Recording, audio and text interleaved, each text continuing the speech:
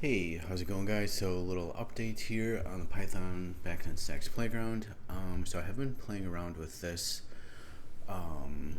just some fault detection with OpenFDD and just some really bare bones. This is just a chart here depicting some basically some fault equations. So we can review this in a second, but the nuts and bolts of it is if the sensor gets out of this bounds, which is kind of think of it as building automation system alarming. This is really classic, where if the temperature gets outside of this range, which is a classic zone temperature alarm or something, fault detection equations can just be a little bit more complicated. Building automation alarming, it's more advanced building automation alarming on steroids, so the rules can be more sophisticated. The other one is supposed to be a flatline sensor, and then there's also a rate of change rule defined too in the data, where the one rule, if it changes more than 15 degrees per hour, where I'm kind of wondering if that is not working. So there might be just a few things that need to be enhanced, but the proof of this was to play around with Python, a little bit of the AWS IoT Core, and getting data from the building or the edge device up to the cloud via MQTT. So I think I kind of covered that on the last video. It's just when you create a project on AWS IoT Core here. I'm still kind of getting used to this, but basically I want to do a more advanced use case of this, like a real building, where we would be scraping BACnet data and then actually sending it to AWS IoT Core, where it's not that hard. Bulk registration. So basically, my Raspberry Pi is considered a thing. It's they call it in AWS my Raspberry Pi is a thing, which is kind of funny. But basically, maybe I could do this. Let me know if you guys want to do a more in-depth rundown of this. But you just step through this model and you select Python or Java or some other coding language, but I selected Python. And it's just kind of like a little kind of a helper kit and it gives you the .key and pem file, which is what is used to encrypt the MQTT packet across the internet. And it really wasn't that hard. And then, so if I get back on here, and the second step was let's see, what was this? I'm kind of drawing a blank on what this was. I've been moving around with a couple other different projects going on, but yeah, we have the Raspberry Pi kind of has its own hardwired temperature sensor with a really basic this is something just a really basic digital temp sensor here, which is very popular. Raspberry Pi tutorial, $8 little sensor here, and it's just wired with a resistor, not too hard. A couple steps for rebooting the Raspberry Pi, and you enable the hardware to sample the Raspberry Pi sensor. So at the same time, every 2 seconds, we update the present value. One of the present value was for degrees Fahrenheit, and the other was for degrees Celsius. And then that's available here.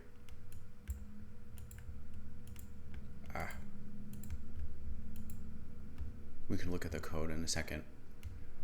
So basically, we update the BACnet server, which I'm on the Windows machine, and I want to discover the Raspberry Pi. So that's these two sensors, so degrees Fahrenheit, The sensor reading is 67 degrees at the moment. Seems a little bit on the cold side. I'm not too sure how accurate these sensors are. I kind of have it at the duct of my air conditioner vent. So basically, by default, we update the present value on the BACnet stack, on the BACnet server, and then every 2 seconds, and then every 10 seconds by default, we're published to MQTT to AWS IoT.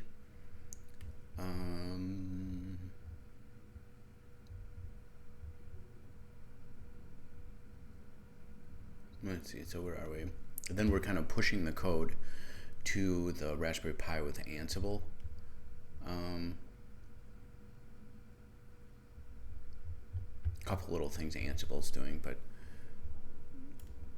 Ansible is kind of cool. Like if we were pushing lots of Raspberry Pi,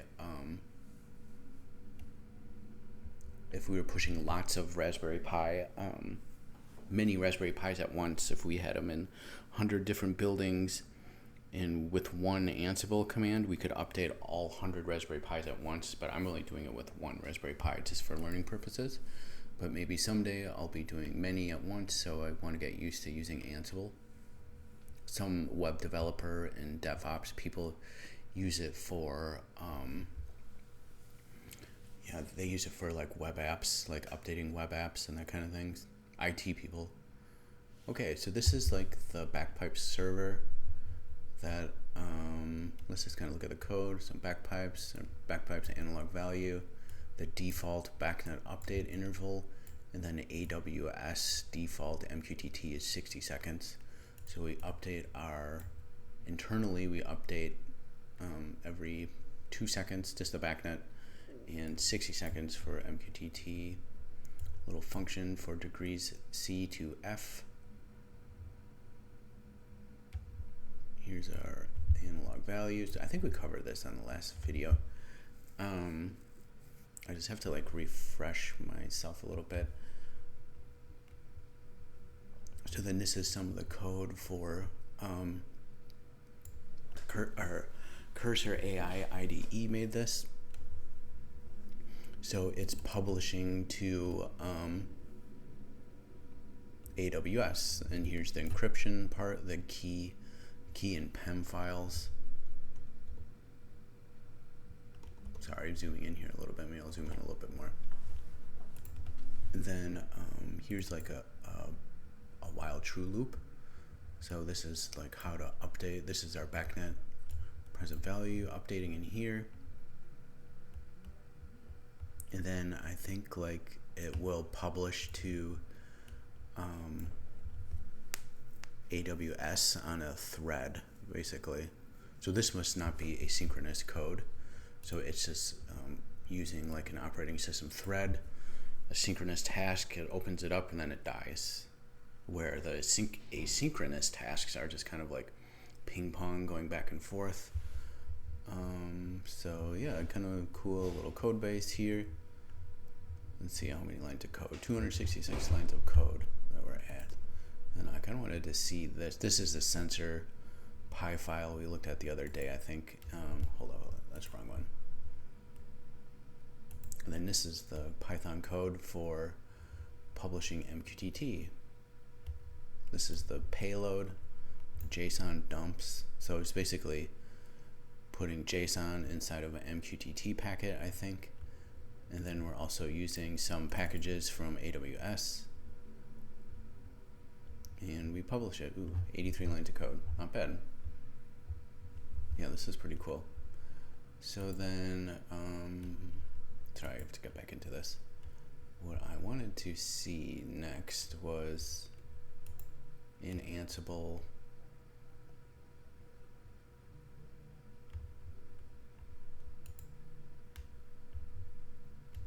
I can't remember where,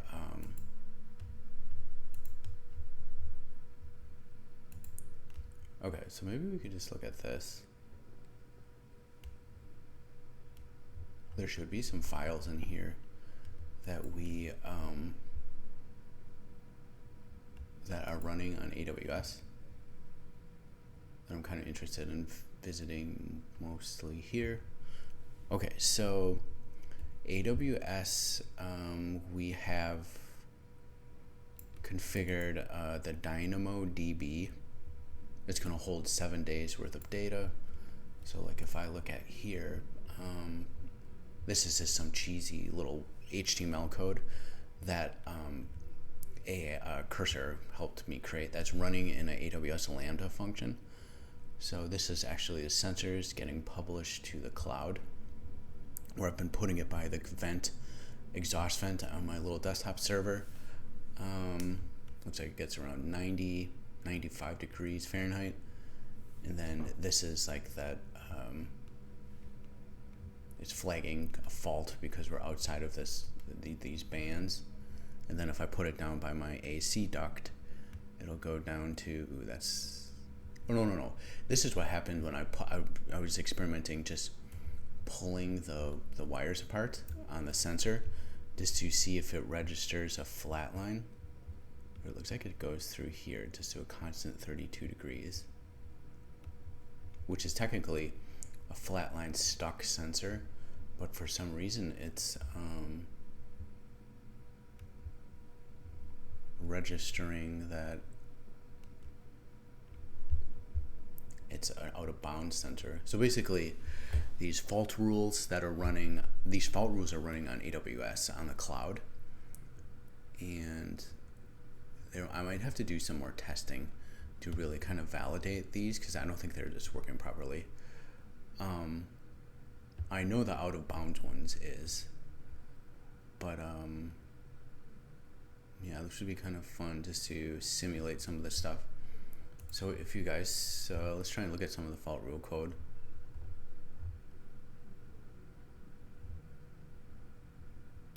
I'll kind of go through maybe some examples here on how I've been deploying this too. It's kind of like an interesting workflow I've been doing, but I don't think I have enough time to do that today. I'll just kind of keep on going over these. So basically there's 3 different Lambda functions here that are part of this Python BACnet X playground, which we should be able to see this. Let's see, I just want to go back to like where I was initially. I think I could just go here. Okay, so AWS IoT Core, that's how you get data flowing Lambda. So this is the feature where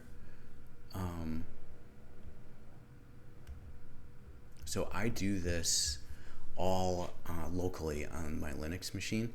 It's like Cursor is helping me create like all of the code, and then I just upload the code, and then behind the scenes up here on AWS, it is actually kind of deploys itself, which is kind of nice. So basically there's one Lambda function doing fault rules for OpenFTD. There's one Lambda function that's serving HTML. And then there's another that's actually ingesting the data. So maybe if we just look at this one first. I haven't looked at this through here.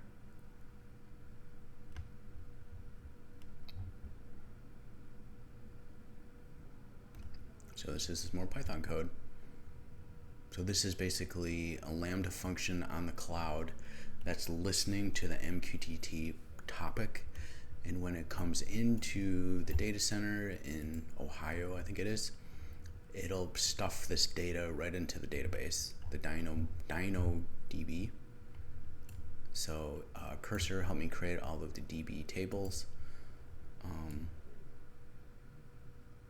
So it's just hard-coded specifically for my Raspberry Pi in this little test thing. Like if I was doing like a real building someday, this would be like a more complicated DynamoDB schema, where we could have like a table for each building or each device or something like that. So this is just kind of a really rough way of doing this, but this is the Lambda function that's just ingesting the data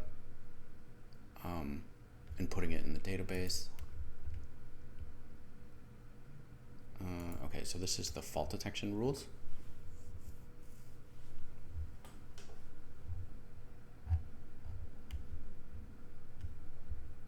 Image URI, your function code is.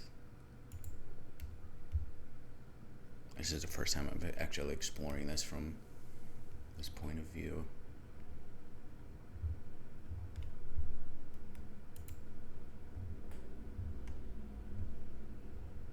I thought I could see the Python code for this.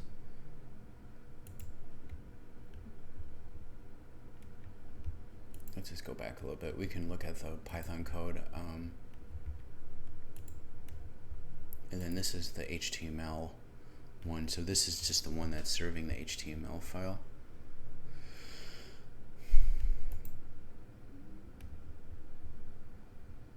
Oh yeah, this does actually have an eval.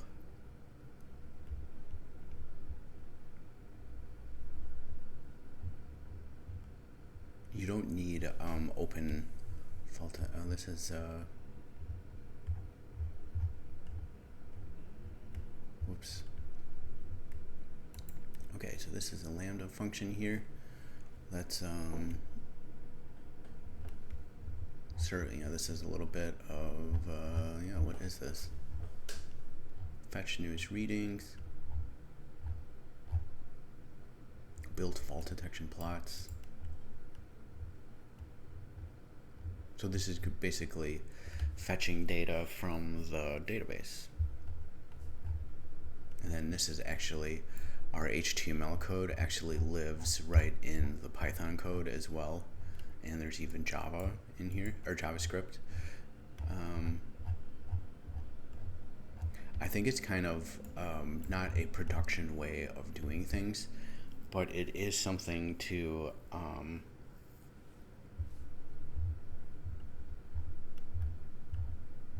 just for experimentation purposes. So like basically all of the web app code lives right inside of the Python function, which is not very typical. Like it's kind of just for app development purposes and kind of concept ideas, but I think like this would be really fun to explore down the road of doing like a production level. We'd have to create like a whole another separate web app or use Grafana. Okay, so all of this code, yeah, it lives here too. Here's the same code we were looking at, the eval.py on the AWS pipeline. I just think there's something a little bit odd going on. So this one is actually using Docker, I guess. That's running the fault detection code. And maybe we could even dumb this down a little bit. So this is actually using the OpenFDD project, which is another one of my projects, but it's using Pandas data frames. So Pandas is a library that very popular in data science, and analysts use it a lot. It's kind of like picture like a giant Excel spreadsheet. And then for each row in that data frame or Excel spreadsheet, that is where you crunch true or false. So this might actually kind of like an interesting thing. I think for learning purposes, we should probably not use this because it's just more, it adds more complication just using this library. And then for learning purposes, we can like better study the code and everything like that. So, gosh, should we do this now or later? I'm debating about doing it now or later. Also in the computer science theory lectures, so anyone that's interested in doing more of the computer science theory lectures, so I left off, I think, at around day 30 in algorithms. So getting into more complex algorithms, there is a little bit of fault detection, Boolean logic. So it's not very hard. It's basically if some value is outside of some threshold, and then some other condition needs to be true or false. That's a rule-based fault detection. Okay, so now I'm debating about if we should kind of redeploy this. Well, why not? No better time than the present. Okay, so I'm just gonna open up Cursor, and then maybe we could just actually change this web application now, and then I can show you guys this process I've been doing for updating the AWS Lambda side, updating AWS, and then also having Cursor create new code. Just before I get into that, while Cursor is still opening right now, I should show you, I have been doing researching a little bit how to make like a little lab to study BACnet routing. So this is going to get into more complicated networking, where this can be, I think we should study this. I didn't want to study this initially, like to make this like, to get into any of the advanced networking topics, but I think this does pop up even in the real world. So like this will probably be the next thing we cover, is on Vibecode app 14.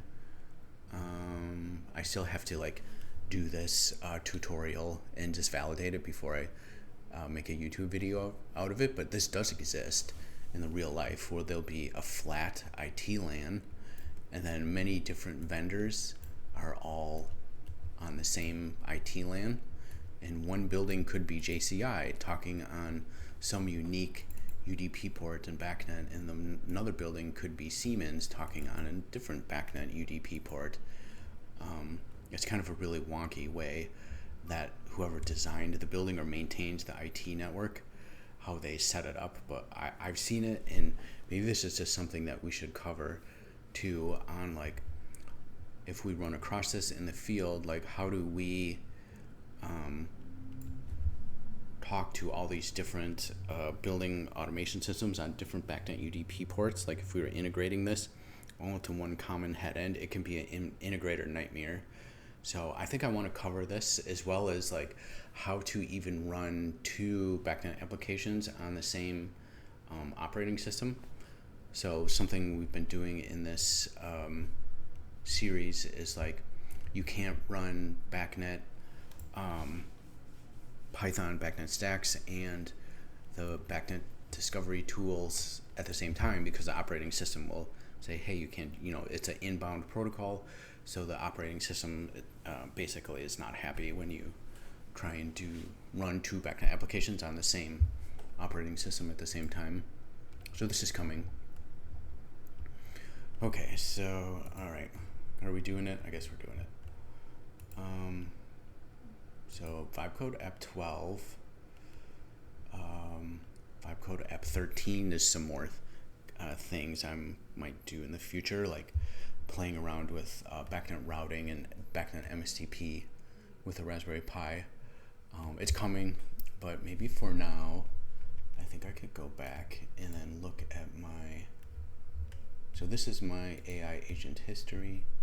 Oh shoot, so I want to get back into here, look at my history. So this would be,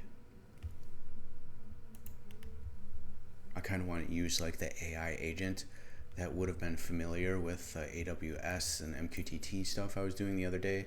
So okay, so this is the one, and I'm just gonna go, let's see, so I am back on here. How can we modify this? One, just get in here, the fault detection part, to not use Docker or OpenFTD, but just easy Lambda code to do the same fault rules without pandas or Docker or OpenFTD. Please revise the code as necessary and give me the tutorial on how to run let's see. So I have to zip a few files. How to zip up the Linux tar is like a zipped Linux directory. Then download to the Windows, upload to AWS IoT, and run the console commands to deploy, make haste, iterate until complete. Okay.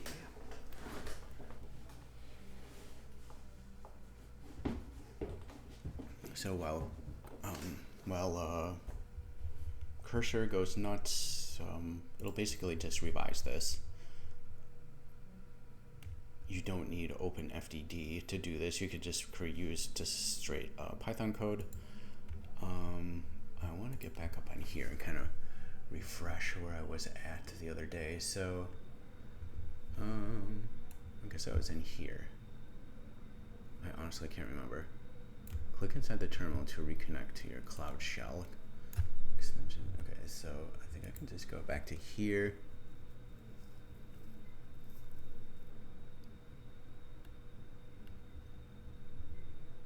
These are pretty much the two things using the most.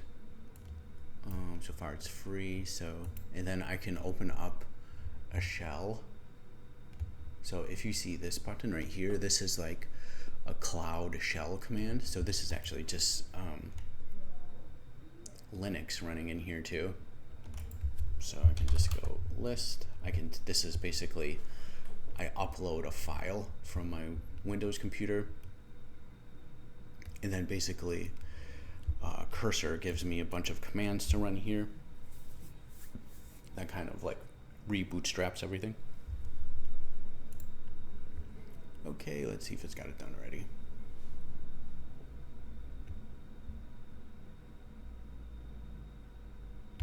Alright, so now it made a new FDD rules.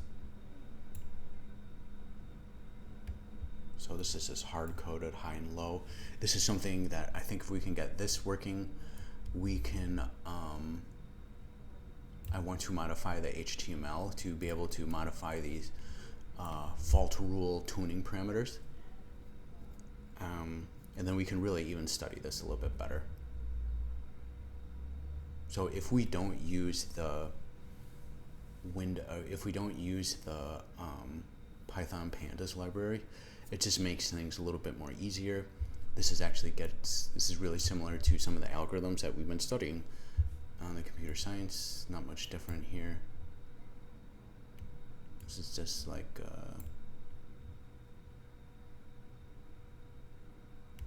just little rule-based logic here. That's just saying interesting how the computer uses how AI basically. So this just is an array doing some slicing right here. Raw rate. This is just a dictionary. We've been studying dictionaries, so not too bad. And then it writes this back to the DynamoDB. Okay, so like what I do, gosh, I'm just like debating if just using this draw.io, this schematic here, I feel like I can explain it just a little bit better.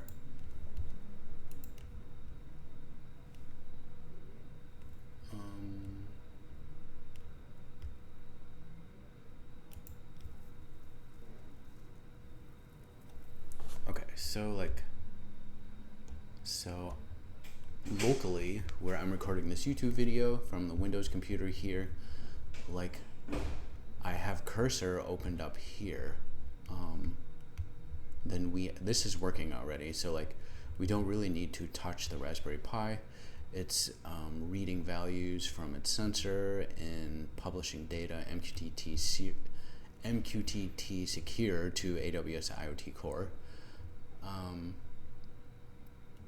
And then the thing that I'm doing here is actually we're creating all of the code, all the Lambda functions, all of the things to run on AWS here in Linux, and then we're saving it as a zipped Linux file, which is a .tar, and then I download that to the Windows computer, and then I manually upload it to AWS, and then it kind of runs it basically bootstraps itself with a couple commands.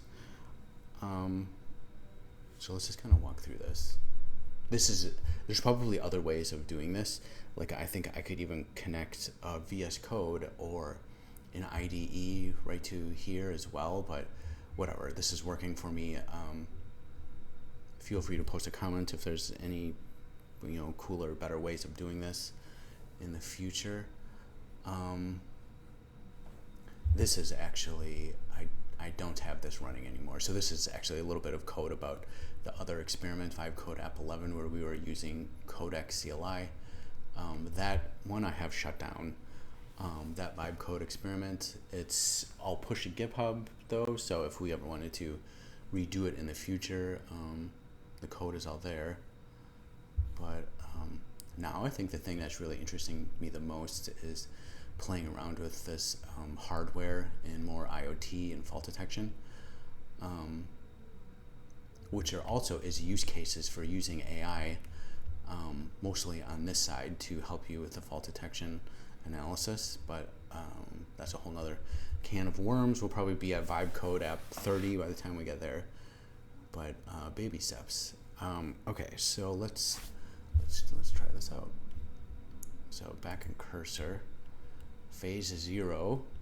So on the Ben server, let's create this zipped tar gz. It's down here, so I'm just gonna download this to my Windows computer. Downloads directory. I think there should be one in there already. I'm gonna replace it with our updated code base, and then hold on, I have to go back. Okay, so we did that. We downloaded it. Phase 2. We have to on the AWS IoT Core is run some more Linux commands, and what that'll do is basically delete this out. Paste Linux RM, remove. If I do ls, then there's nothing there anymore. So then now I can go to this upload. Let's see, so here we go. That's our tar zip, new one. Okay, so we've successfully uploaded it. Yep, there it is. Okay, so then if we go here, let's, we did that already. We uploaded phase 3, extraction. We'll have to run these commands.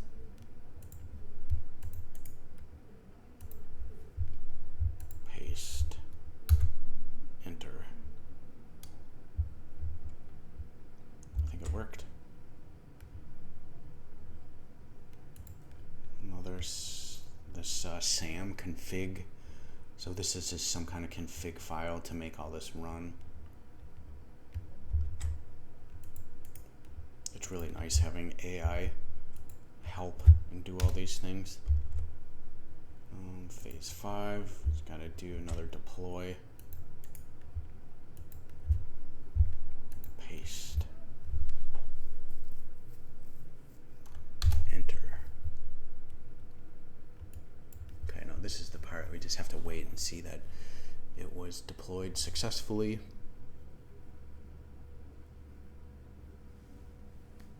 Okay, so like change that created successfully. So okay, now these will turn green. AWS is kind of doing its thing. Update complete, in progress. So basically our Lambda functions that handles the web, the fault detection, and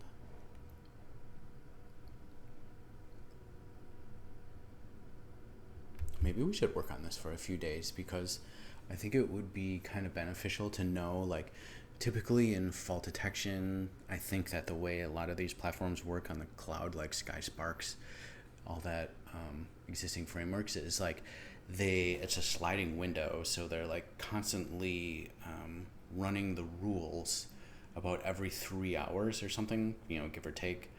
They run the rule every 3 hours. They iterate the rules past some little bit of every 3 hours, going back about a day's worth of data.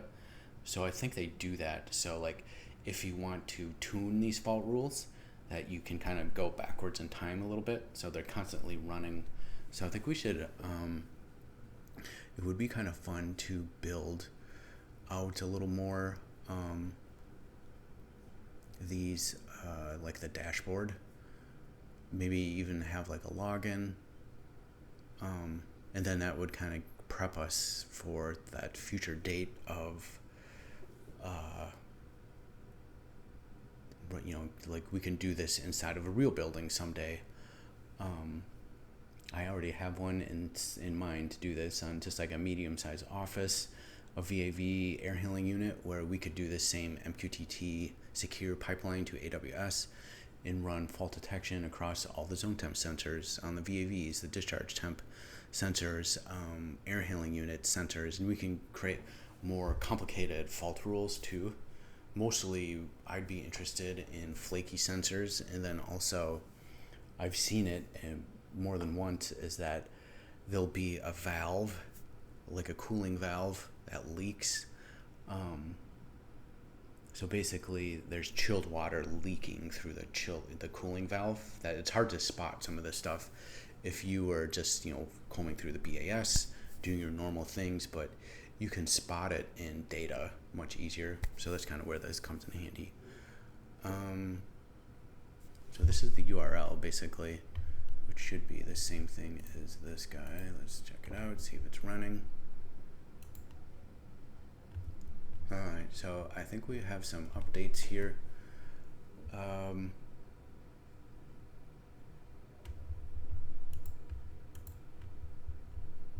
Just checking to see if there's any errors in our code. Alright, so like it's saying like here's their fault. I still think we need to like register. We need to register a flatline stuck sensor value a little better, and probably like somehow simulate some of these. Like I think like we could even have, I think what we should do, maybe I'll do this tomorrow, is we could have Cursor create some functions that would simulate faults. So basically we could redeploy to the Raspberry Pi, and then it would go into some kind of like a test routine where it'll simulate a stuck sensor for 5 minutes. It'll just, we could just make it output a constant, flat value. Verify that our faults crunch up here as we expect, and then also simulate some of these rate of change faults. So a fault, the bottom one is the rate of change is greater than 2 degrees per minute, and then also the per hour. And this is just kind of like pretty common stuff, like in HVAC systems where you would have this where it's appropriate. So like a chiller, for example, if mechanical cooling season, which we're in now, you would expect to see some pretty drastic changes in temperature from the chilled water system. Every time the chiller runs, it's going to really drop that down, or a boiler.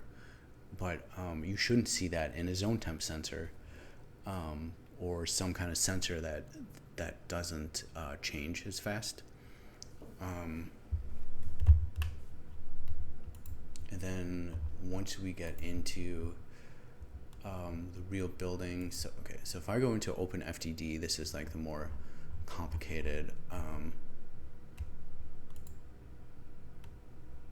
fault detection, which we'll get into someday. There's an expression rule cookbook here, where some of these fault rules are if the fan systems are running or pump or something's running during times of the day where it shouldn't be. I just want to show you some of these other fault rules that are more mechanical based. So this is like a static pressure on a variable fan is running at full speed, and it's not keeping duct static pressure set point. So like this is just these expressions are Python ready. Like this, it's meant to run in the Python environment. And this one would flag variable fan speeds running at full speed, and the duct static pressure sensor is not registering duct pressure.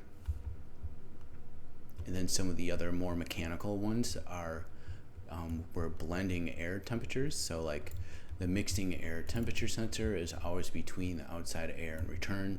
Theoretically, you can't mix a temperature between the two sensors that you're mixing with.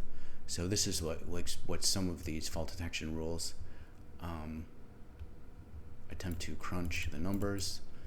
Some other ones are too, where if the air handling unit is in 100% outside air mode in free cooling and economize, that the outside air temperature and the mixed air temperature should, in theory, be very close to each other. And it's ways that you can flag in data. There's a broken damper, a stuck valve is another one. So yeah, we'll get into more complex fault detection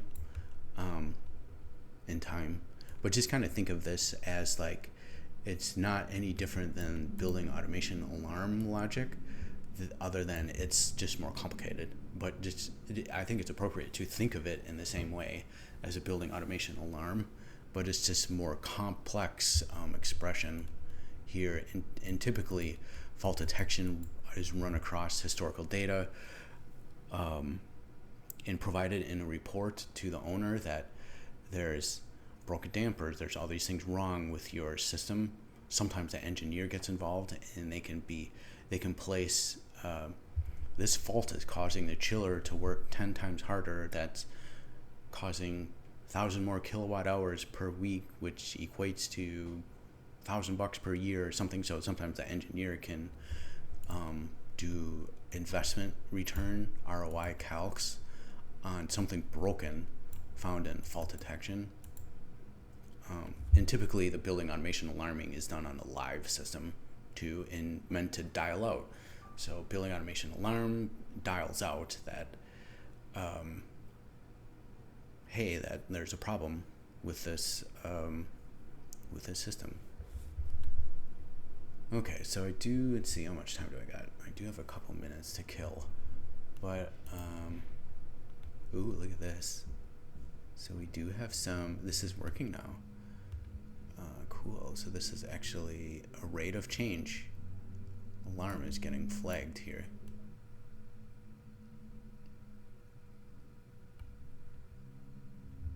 We'll have to study this. This is cool. This wasn't working before when I was using a more complex computing library. Also, this Lambda function that's rendering this JavaScript in HTML and CSS styling, I asked it to use Plotly. So this little box right here, like that we can see the chart. This is a special JavaScript library called Plotly that I think is kind of nice for charts, and you can zoom in and everything like that, and you can even download a screenshot. So that's why I just asked Cursor to let's make plots in Plotly. Okay, so like the next thing we should maybe we could just do this right now. What the heck? Okay, so I'm just say, okay, thank you for the tutorial in that fashion.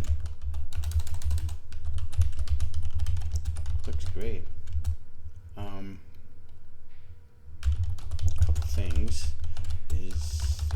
possible to see fault rule tuning vars as form inputs on the HTML dashboard. So basically I want to ask it to put a couple little form inputs for tuning, which would be these guys right here. Let's say these guys right here on the dashboard would be cool. Let's see, so also can the chart by default show all 7 days of data, which I think the DynamoDB is set up for 7 days of data.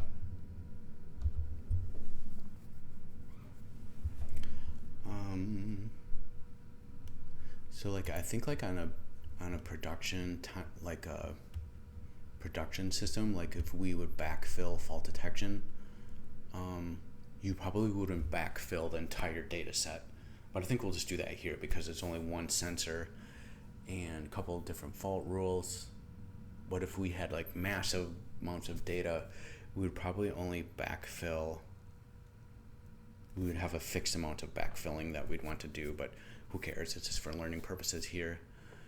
So maybe that's the only thing we care about.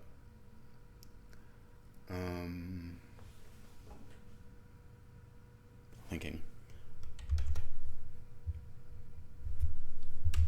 Okay, so second thing it would be cool to have is on the Ansible Raspberry. So if I get into here,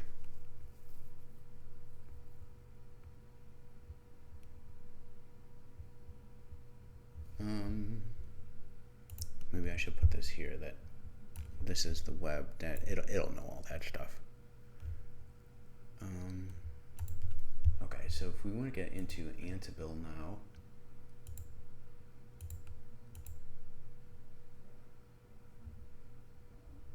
so the next thing I was curious to have on the Raspberry Pi, which is this guy,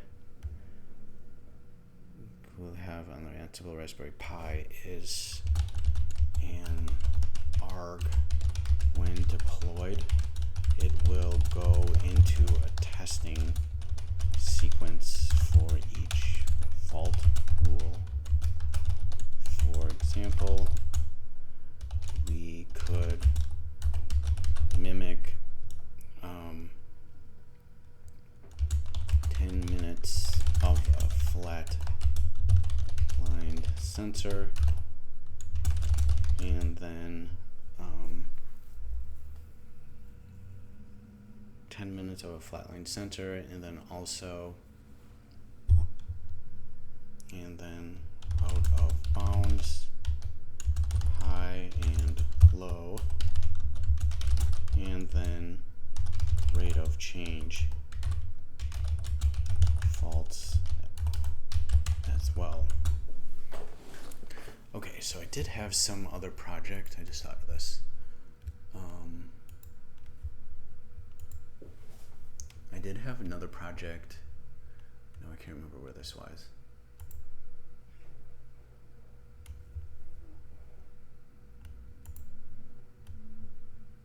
I did have another project where I have these fake BACnet devices with a fault schedule.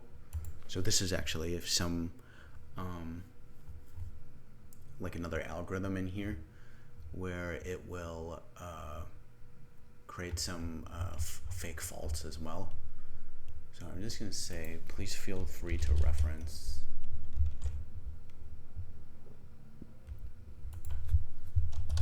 Please feel free to reference this fake fault device code that did work on another project.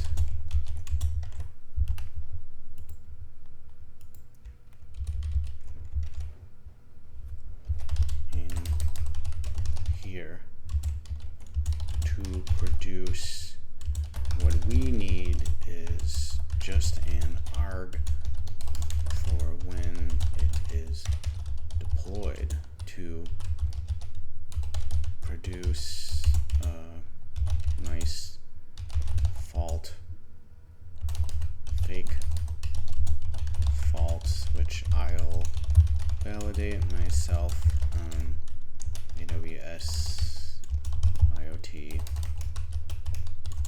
Core. Gosh, no, I'm just debating if I should do the second part. Oh, whatever. Is it enter? Because what I wanted to do is I also have been telling it to do all of the Ansible work for me too. So like, it'll probably like revise all the code, and then we can do the same project process as this, and then I'll also tell it to run all the Ansible playbook code, do all that good stuff.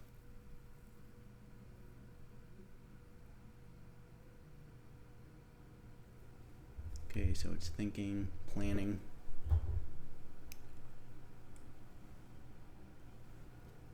I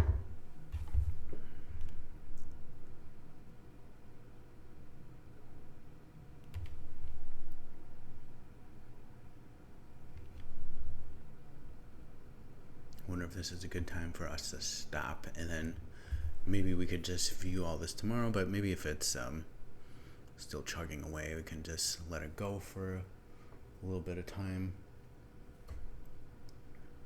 So this fault detection stuff is kind of fun.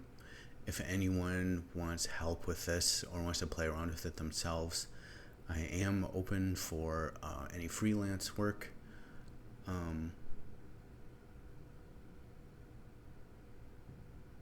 Out there too, so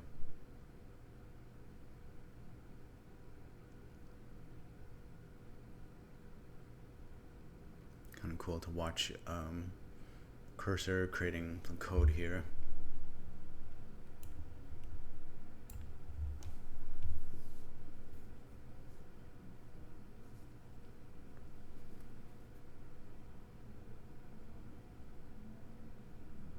Alright, so this is kind of a little bit of a big ask, but we did ask it to do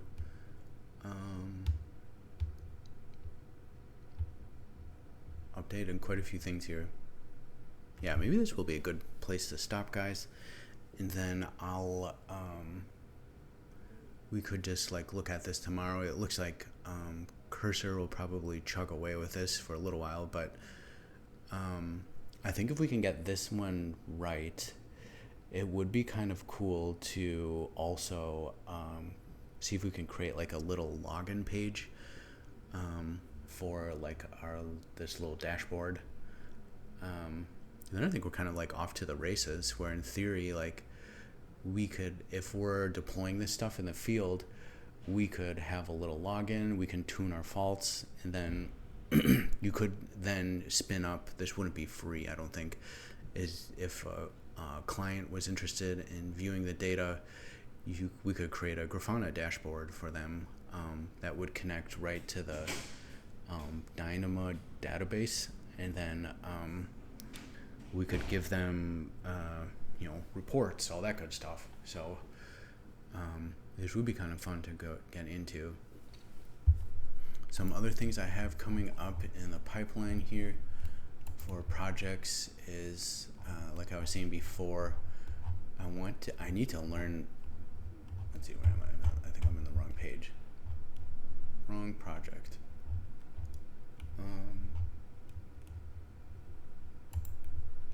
Just kind of getting back to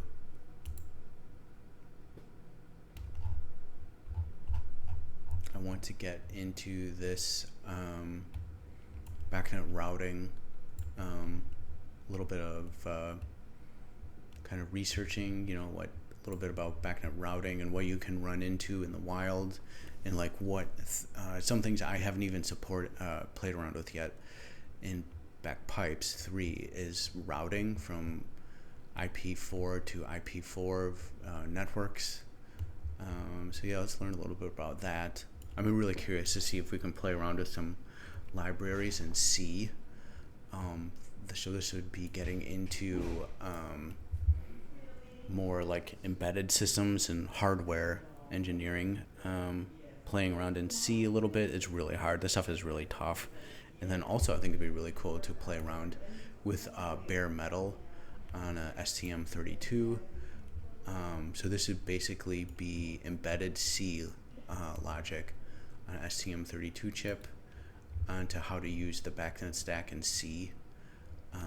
The Rust BACnet stack, it's coming. I think that supports it all too. But so yeah, lots of fun stuff coming here in the future. We'll get back into the AI stuff too.